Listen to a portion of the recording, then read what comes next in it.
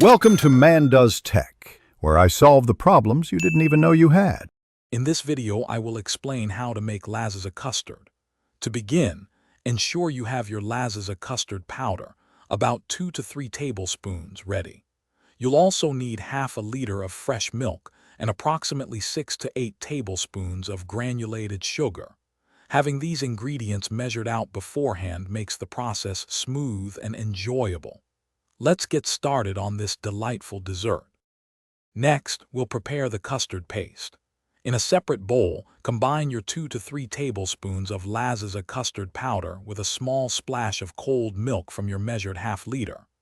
Whisk this vigorously until it forms a completely smooth, lump-free paste.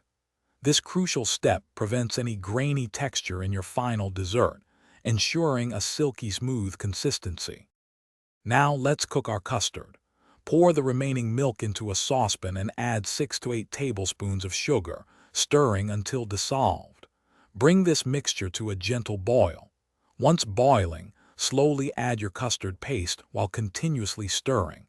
Keep stirring for about 2 to 3 minutes over medium heat until the custard thickens to your desired consistency.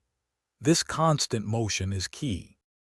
Finally, it's time to cool and enjoy your delicious Laziza custard. Carefully transfer the hot custard into a serving bowl. Let it cool completely at room temperature before placing it in the refrigerator. For the best taste and texture, chill it for at least 1 hour. Serve this delightful dessert cold, perhaps garnished with some fresh fruit or a sprinkle of your favorite nuts. Enjoy! Thanks for watching. If you found this helpful, don't forget to like and subscribe.